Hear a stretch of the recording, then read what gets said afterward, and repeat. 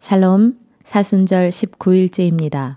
오늘은 사도행전 15장 36절부터 18장 22절까지의 말씀입니다. 먼저 사도행전 15장 36절부터 읽겠습니다.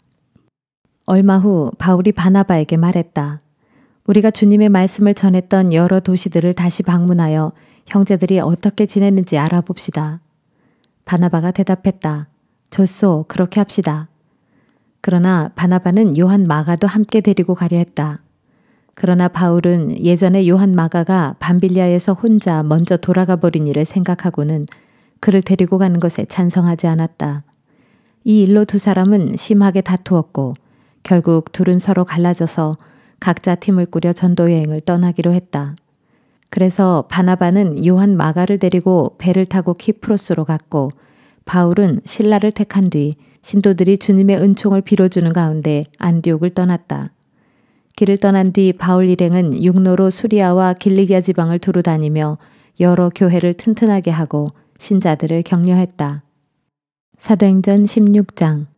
바울은 더베에 들렀다가 루스드라로 갔는데 거기에서 디모데라는 제자를 만났다. 그의 어머니는 유대인으로서 믿는 자였고 그의 아버지는 헬라인이었다. 디모데는 루스드라와 이고니온에 사는 형제들에게 칭찬받는 사람이었다.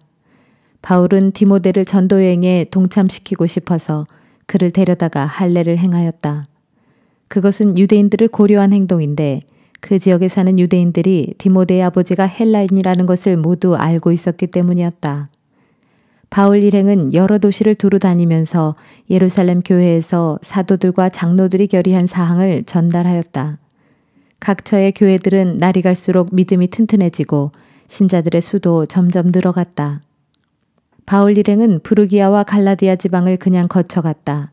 성령께서 아시아의 그 지방에서는 말씀 전하는 것을 막으셨기 때문이다. 그들이 무시아 지방 가까이에 이르러 북쪽의 비두니아 지방으로 들어가려고 하자 또다시 예수의 영, 곧 성령이 허락하지 않으셨다. 그래서 바울 일행은 무시아 지방을 지나쳐 드로아로 향했다. 그날 밤 드로아에서 바울은 환상을 보았다. 그것은 마케도니아 사람 하나가 서서 바울을 향해 이리로 건너와서 우리를 도와주십시오 하고 간청하는 환상이었다. 이 환상을 본 후 우리는 즉시 마게도니아 지방으로 떠날 준비를 했다. 하나님께서 그곳 사람들에게 복음을 전하게 하시려고 우리를 부르신 것으로 생각했기 때문이었다. 우리는 드로아에서 배를 타고 사모드라게로 직행하여 이튿날 네아폴리로 갔다. 또 거기에서 우리는 빌립보로 갔는데 빌립보는 마케도니아 국경에서 조금 들어간 곳에 위치한 로마의 식민지였다. 우리는 거기서 며칠을 지냈다. 안식일이 되자 우리는 성문 밖 강가로 나가서 유대인들이 모여 기도하는 처소가 있음직한 장소로 찾아갔다. 그리고 우리는 거기에 앉아 거기 모인 여자들에게 말씀을 가르치기 시작했다. 모인 여자들 가운데 두아디라 출신의 자색 옷감 장수 루디아라는 여인이 있었다. 그 여인은 오래전부터 하나님을 예배해 오고 있었다. 그때 주께서는 루디아의 마음을 열어주셔서 바울이 말하는 것을 다 받아들이게 하셨다.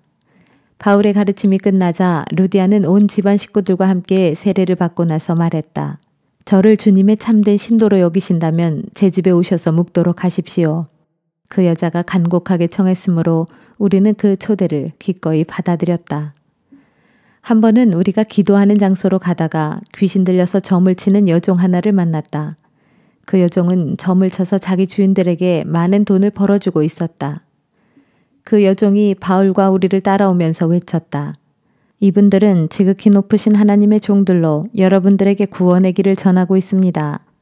그 여자가 매일같이 우리를 따라다니며 그렇게 외치고 다니자 바울이 더 이상 참지 못하고 그 여자에게 붙어있는 귀신을 향해 호통을 쳤다. 예수 그리스도의 이름으로 내게 명령한다. 이 여자에게서 당장 나가라. 바로 그 순간 귀신이 그녀에게서 나갔다. 그러자 여종의 주인들은 이제 돈벌이 할 희망이 사라져버린 것을 알고는 바울과 실라를 붙잡아 광장에 있는 법정으로 끌고 갔다. 그들은 빌립보 성읍의 치환관들 앞에 바울과 실라를 세워놓고 외쳤다. 이 사람들은 유대인들로 우리 도시를 아주 소란하게 만들고 있습니다. 또 이 사람들은 우리 로마인들이 받아들일 수 없는 부당하고 불법적인 관습들을 선전하고 가르칩니다. 그 말을 듣고 모여있던 사람들이 다 함께 합세하여 바울과 실라에게 욕설을 퍼부었다. 그러자 치환관들이 부하들에게 명령하기를 바울과 실라의 옷을 벗기고 그들에게 매질을 가하라고 하였다. 부하들은 바울과 실라에게 심하게 매질을 가한 후 감옥에 던져놓고는 간수에게 그들을 단단히 지키라고 명령했다. 간수는 바울과 실라를 감옥의 제일 안쪽에 있는 깊숙한 감방에 가두고 그들의 발에 착고를 단단히 채웠다. 한밤중이었다. 바울과 실라는 주께 기도하면서 찬송을 불렀고 다른 죄수들은 그 찬송 소리를 듣고 있었다. 그런데 바로 그 순간 갑자기 큰 지진이 일어나듯 감옥이 밑바닥부터 심하게 흔들리더니 감옥문이 모두 열렸다. 그리고 죄수들을 묶어두었던 쇠사슬이 스르르 다 풀렸다. 간수가 잠에서 깨어 감옥문이 다 열려있는 것을 보고는 죄수들이 모두 도망친 줄로 생각하고 칼을 빼어 자결하려고 했다. 그때 바울이 간수에게 소리쳤다. 잠깐, 당신의 몸을 해치지 마시오. 우리는 모두 여기에 그대로 있어. 간수는 등불을 가져오게 하여 지하 감방으로 달려 내려온 후 온 몸을 떨면서 바울과 실라 앞에 엎드렸다. 그런 뒤 간수는 두 사람을 밖으로 데리고 나오더니 이렇게 물었다. 선생님들, 어떻게 하면 저도 구원을 얻을 수 있겠습니까? 두 사람이 대답했다. 주 예수를 믿으세요. 그러면 당신과 당신의 온 가족이 구원을 얻을 것입니다. 이렇게 해서 두 사람은 간수와 그 사람의 온 집안 식구들에게 주님의 복음을 전했다. 밤이 깊은 그 시각 간수는 두 사람의 상처를 잘 씻어준 후 즉시 온 식구와 더불어 세례를 받았다. 간수는 두 사람을 자기 집으로 데려다가 정성껏 음식을 대접하였다. 그는 자신과 온 가족이 하나님을 믿게 된 것을 무척 기뻐했다. 날이 밝자 치환관들은 경비병을 보내 두 사람을 석방하라고 통고했다. 간수가 바울에게 말했다. 치환관들이 당신과 실라를 풀어주라고 명령했습니다. 이제 가셔도 됩니다. 평안히 가십시오. 그러나 바울이 말했다. 그들은 로마 시민인 우리를 재판도 하지 않은 채 군중 앞에서 채찍으로 때리고 감옥에까지 쳐넣었습니다. 그런데 이제 와서 슬그머니 우리를 내보내려 하다니요. 그렇게는 안 됩니다. 그들이 직접 와서 우리를 호유해 가라고 하시오. 경비병들은 이 말을 치환관들에게 보고했다.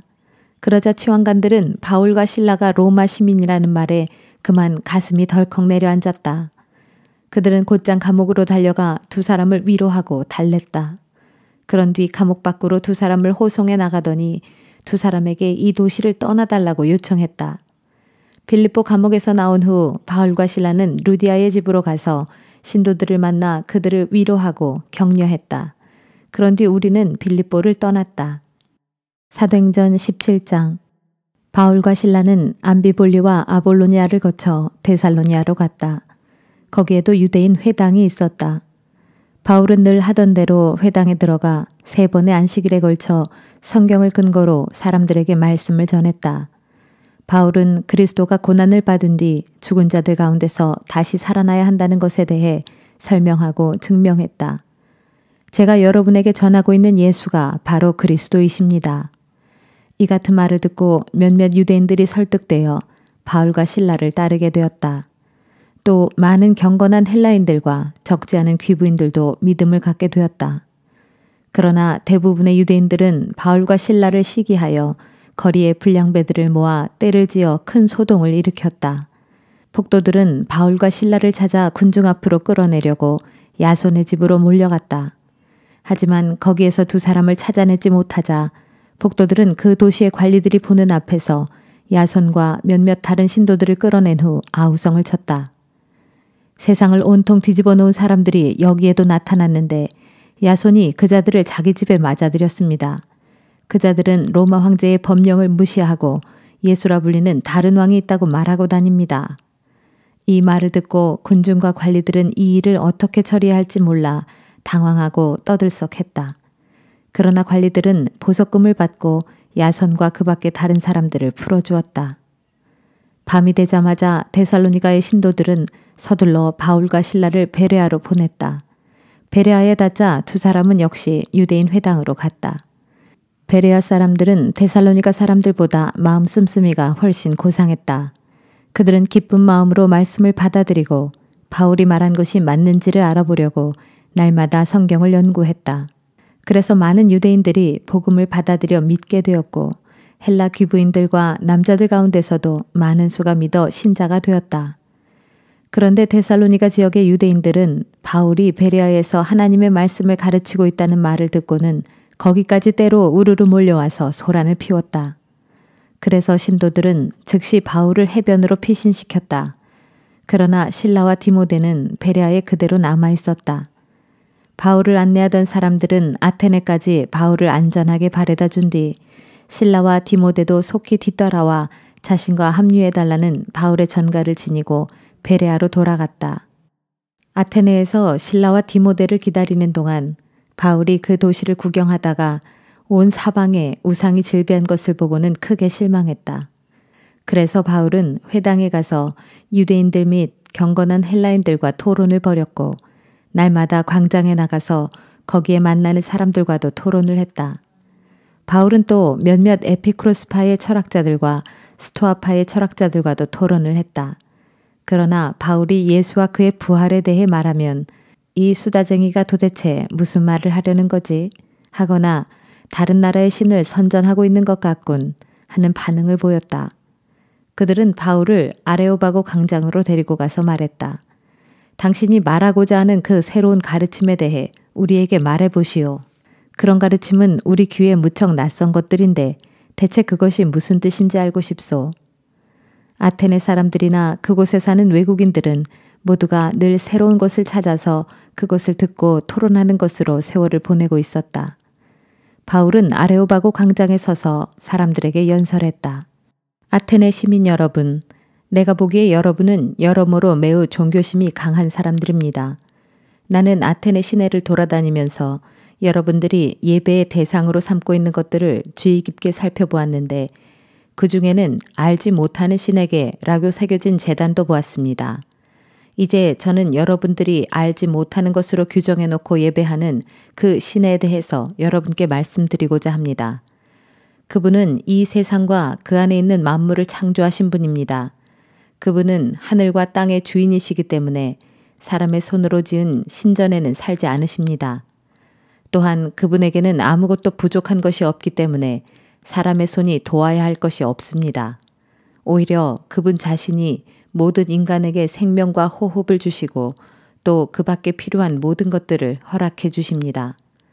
그분은 한 사람으로부터 시작해서 세상 모든 인류를 만들어 땅 위로 퍼져나가 살게 하시고 그들이 살아야 하는 장소와 연대까지도 정해 주셨습니다.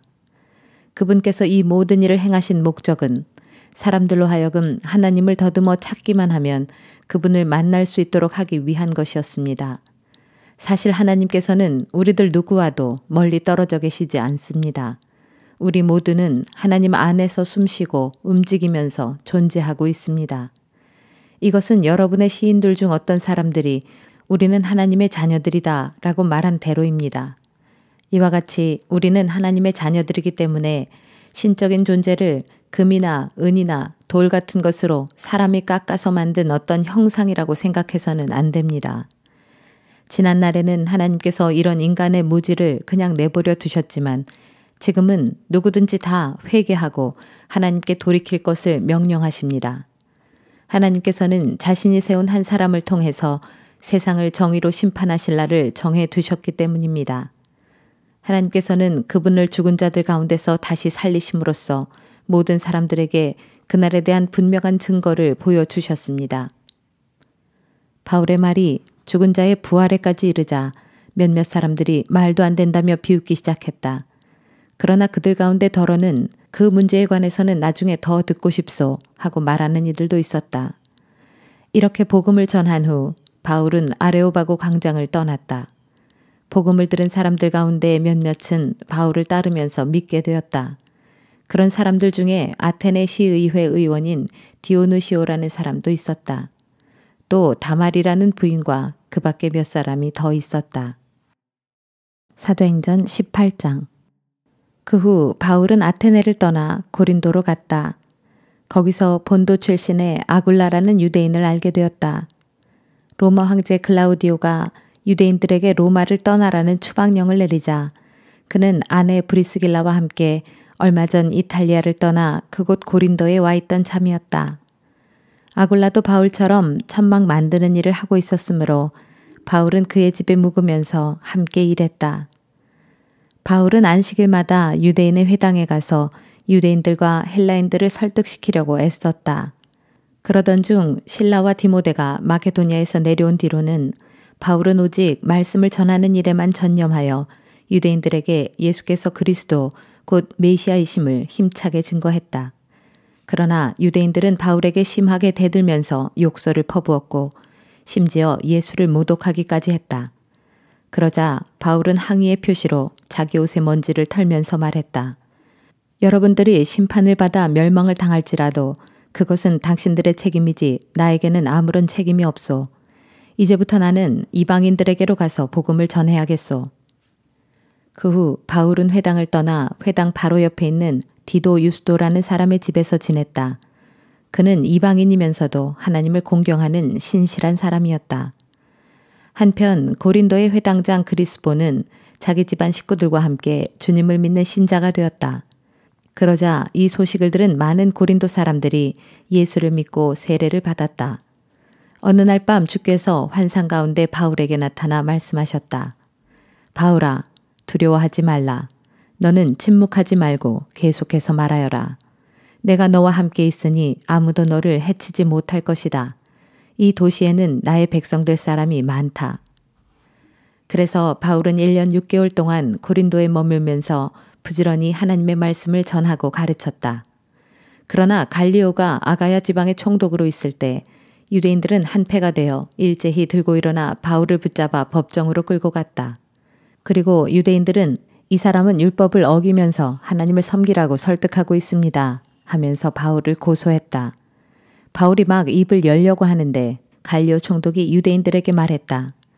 당신의 유대인들이 어떤 악행이나 범죄 행위에 대해서 이 사람을 고소하고 있는 것이라면 당신들의 말을 들어주어야 하는 것이 마땅하오.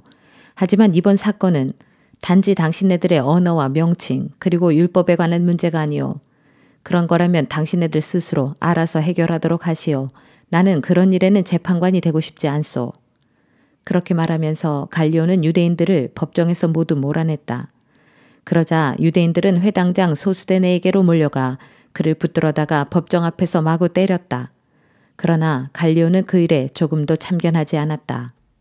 이런 일이 있은 뒤 바울은 얼마 동안 더 고린도에 머물러 있다가 마침내 신도들과 작별 인사를 하고 배편으로 수리아를 향해 떠났다. 그때 브리스길라와 아굴라가 바울과 동행했다. 그리고 항해를 하기 전에 바울은 갱그레아에서 머리를 깎았다. 그것은 예전에 하나님께 서원했던 일이 있었기 때문이었다. 고린도를 떠나 에베소에 도착한 바울은 브리스길라와 아굴라를 남겨둔 채 혼자 회당에 가서 유대인들과 토론을 벌였다. 그들은 바울에게 며칠만 더 있어달라고 요청했지만 바울은 거절했다. 그러면서 바울은 그들과 작별 인사를 하며 약속했다. 하나님의 뜻이 있다면 내가 반드시 다시 돌아올 것입니다. 에베소를 떠난 바울은 가이사랴로 내려갔고 거기서 바울은 예루살렘 교회에 올라가서 형제들에게 인사한 후 수리아의 안디옥으로 돌아갔다. 아멘. 오늘도 성령의 인도하심을 따라 복된 하루 되시기 바랍니다.